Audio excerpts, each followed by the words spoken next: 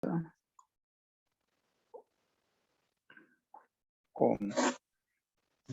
Om. Namaste à tout le monde et bienvenue sur l'émission des questions-réponses avec moi-même et l'Acharya Ramdevji à l'occasion du fête du Guru Purnima. Joignez-moi à réciter le Gayatri Mantra qui est aussi connu comme le Guru Mahamantra ou le Guru Mantra. Om Bhuvah Swaha Tat Saviturvarenyam Bhargo Devasya Dhimahi Dhiyo Yo Nah Prachodayat.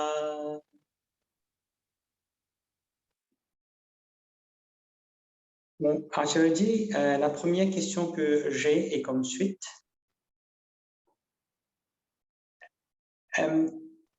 Quel est le vrai sens du Guru Purnima, s'il vous plaît?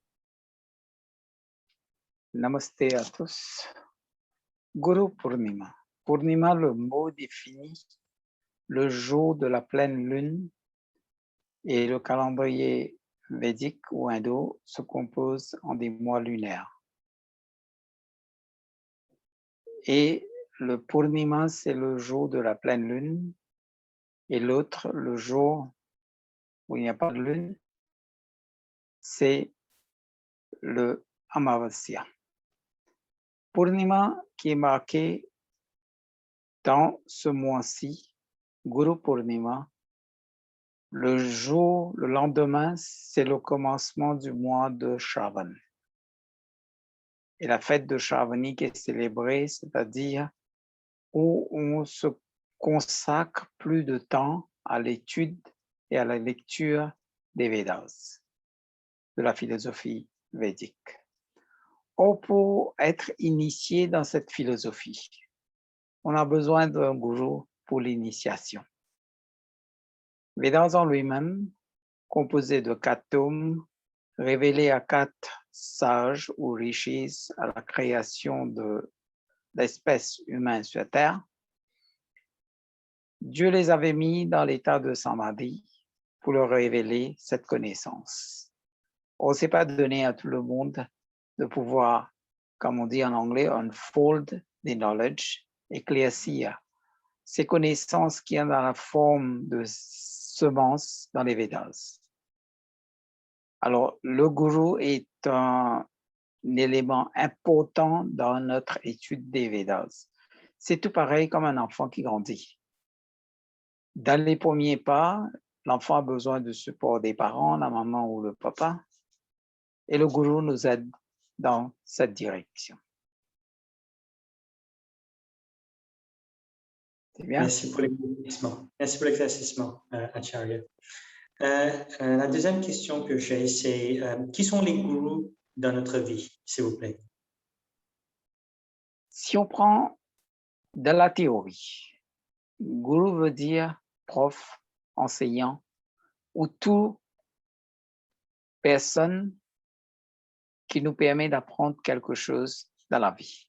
Et généralement, si on prend un prof ou un enseignant, on pense seulement à l'éducation formelle, entre les 4 murs d'une classe. La philosophie védique nous dit non. Il y a un énoncé dans le Shatpat Brahman qui dit Matriman, Pitriman, Acharyavan, Purusho Veda. La maman est reconnue universellement comme la première université dans la vie d'un enfant.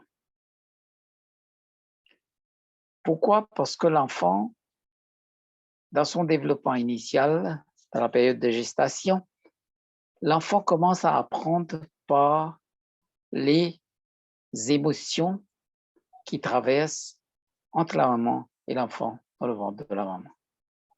Deuxième, par toutes les réactions aux actions que la maman fait ou tout le monde qui le fait autour de la maman a une influence, a un impact sur la vie de l'enfant. C'est pourquoi on dit la première université du monde dans la vie de n'importe qui, c'est la maman. Deuxième, l'enfant, quand il est petit, il s'agrippe à la maman. Et là, l'enfant apprend beaucoup de choses. Ensuite, quand il commence à marcher, à galoper, et à l'âge de 3 ans ou 5 ans, le focus change, l'enfant s'attache plus au papa. Parce que le rôle du papa commence à se développer à cet âge. Parce que l'enfant va à l'école, il va connaître le monde externe, etc. Ensuite, en troisième position, vient Acharya Van Purusho Veda, c'est-à-dire Acharya, tous les gens qui peuvent enseigner quelque chose à l'enfant. Remarquez bien, dans la vie de tous les jours, on apprend toujours de toutes les personnes dans notre entourage. D'une façon ou une autre, le monde de ce fait devient notre gourou. On apprend d'autres personnes et d'autres personnes apprennent de nous, c'est mutuel. Et dans cette affinité mutuelle, si on se développe, et surtout dans le monde d'aujourd'hui avec la technologie, si on apprend à partager des choses qui toujours nous inspirent à devenir une meilleure personne, on créera un monde meilleur. C'est là l'importance du gourou dans la vie, qui n'est pas seulement entre les 4 murs, mais dans la vie de tous les jours. On peut dire 24/7 pendant qu'on est éveillé et on échange beaucoup dans ce monde de la technologie d'aujourd'hui. Et aussi, je comprends bien que la nature aussi est notre goût, n'est-ce pas? Je pense qu'on apprend beaucoup avec la nature. C'est vrai, parce que si on prend la création de Dieu, même pour l'athée, il y a eu la création, pour la personne qui ne croit pas en Dieu. Mais la création en lui-même, l'univers, regardez toutes les sciences qu'il y en a.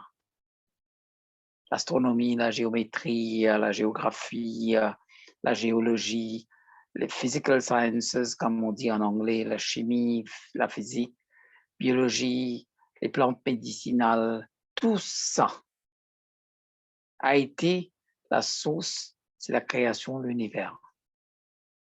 Et d'une façon ou une autre, c'est communément référé.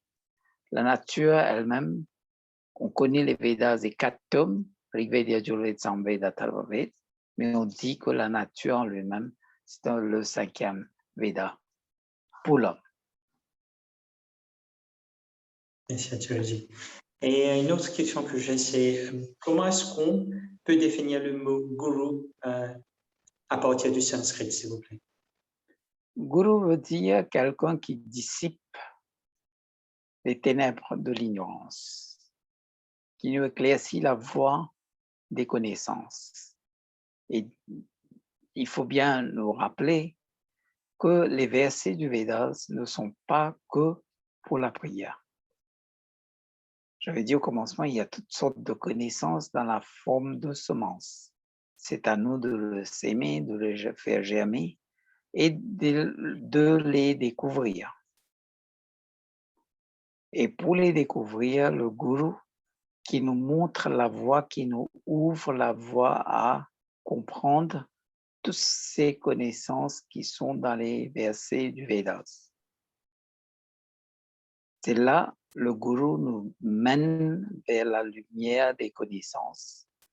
Et on connaît bien le verset qui dit Tamaso Jyotir Gamaya. On a plus tendance à réciter ce verset dans le cadre de Diwali, dissiper les ténèbres physiques avec la lumière qu'on fait rejaillir, mais c'est la lumière en nous-mêmes qu'il faut faire rejaillir, la lumière des connaissances. Et la lumière de ces connaissances peuvent rejaillir dans notre vie seulement si on les fait appliquer dans notre vie de tous les jours. C'est ça l'importance du gourou, qui est quelqu'un ou quelqu'une qui nous mène hors des ténèbres de l'ignorance vers la lumière des connaissances, la sagesse des connaissances. Merci. Et pour l'éclaircissement, encore une fois. Et la dernière question que j'ai à Guruji, c'est est-ce que le gourou est-il un guide vers le moksha, s'il vous plaît? Oui, parce que, comme j'avais dit, le gourou nous ouvre la voie et nous montre le chemin. Mais il faut bien se rappeler, le gourou n'est pas quelqu'un qui va attraper notre petit doigt comme les parents pour nous faire marcher. Il nous montre seulement le chemin et comment marcher sur ce chemin.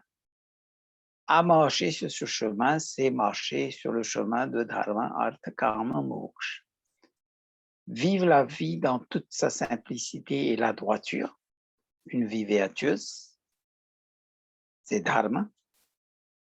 Et sur le chemin de Dharma, gagner notre vie, qui est Artha, c'est-à-dire tout ce qu'on pense à récolter de notre travail et tout doit être sur le chemin de la droiture, de l'honnêteté, la vérité, etc.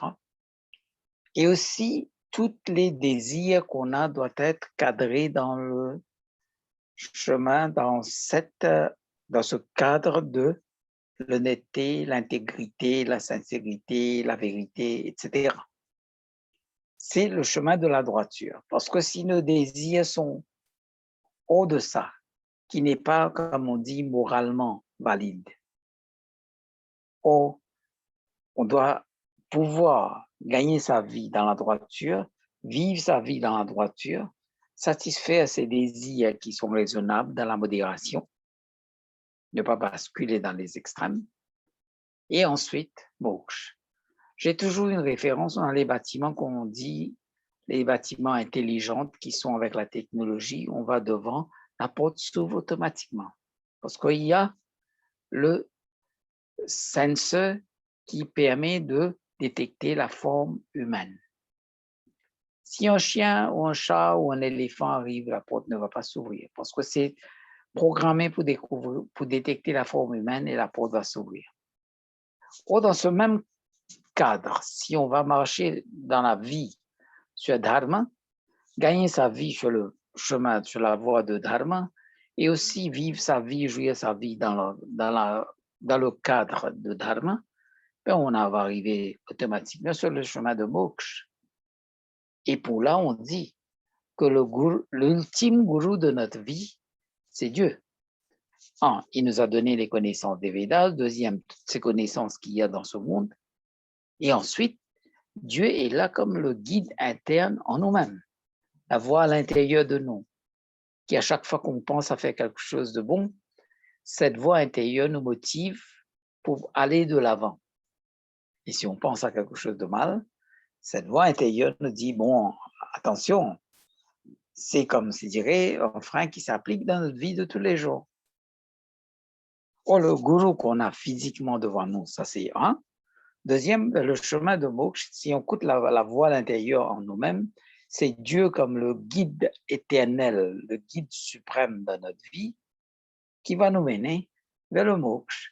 Or, la sagesse nous dit qu'il faut comprendre bien, les versets du Veda sont pour devenir maître des trésors matériels et spirituels en même temps. Comme la voie ferrée, vous avez deux rails qui marchent en parallèle. Et si on retire un, on n'arrivera pas à la destination. On va se cracher. Alors, il faut bien que la spiritualité vive dans le monde matériel et la spiritualité intégrée va nous mener définitivement vers moksha. Merci beaucoup, Guruji. Et merci encore une fois pour l'éclaircissement. Et je vous souhaite mes meilleurs vœux. Et j'espère qu'on peut parler avec les autres personnes et aussi avoir plus de questions-réponses pour notre vie spirituelle. Merci beaucoup. Namaste. Alors, j'espère, moi, qu'on pourrait s'encadrer avec ces petites questions et réponses, parce que les connaissances qu'on partage, ça augmente. Rappelez-vous bien, toutes les choses qu'on en a dans ce monde, si on partage, diminuent. Et les connaissances sont les seules choses qu'on peut partager à 100% et ça reste avec nous à 100%. Merci bien pour votre temps et merci bien pour être un chercheur de ces connaissances. Alors, meilleurs vœux à vous et à tous qui nous écoutent. Merci. Merci. Namaste.